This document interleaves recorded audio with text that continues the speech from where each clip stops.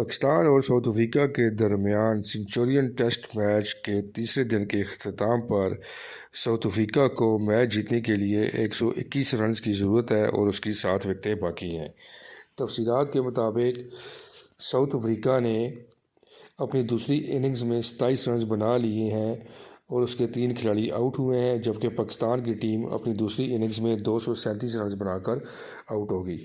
پاکستان کی طرف سے سائم ایوب نے 27، شان مسعود نے 28، بابر اعظم نے 50، کمران غلام نے 4، سعود شکیل نے 84، محمد رضوان نے 3، سلمان علی آغا نے 1، عامر جمال نے 18 اور خرم شہزاد نے 9 رنز بنائے اور پاکستان کی پوری ٹیم 237 رنز بنا کر آؤٹ ہو گئی۔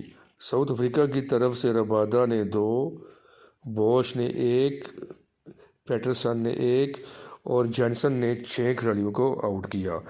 ساؤتھ افریقہ نے اپنی دوسری اننگز میں ابھی تک 27 رنز بنا لیے ہیں۔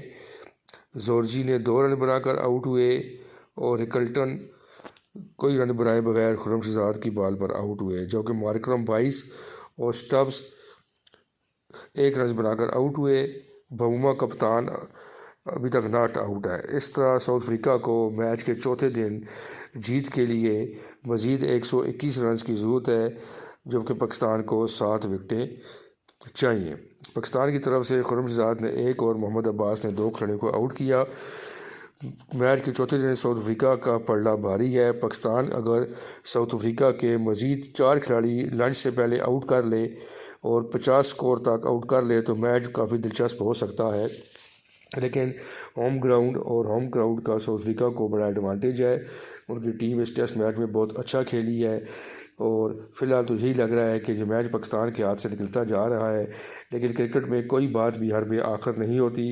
اگر پاکستان کی بولنگ اچھی ہوتی ہے، پاکستان کے بالرز فرسٹ سیشن میں اچھی بولنگ کرتے ہیں، ساؤتھ افریقہ کے مزید وکٹیں ٹرا لیتے ہیں، تو میچ کافی حد تک دلچسپ ہو سکتا ہے۔ مزید اچھی ویڈیوز دیکھنے کے لیے چینل کو سبسکرائب کریں اور بیل آئیکن کو دبا دیں تاکہ آپ کو ہماری آنے والی ہر ویڈیو مل سکے۔ بہت شکریہ۔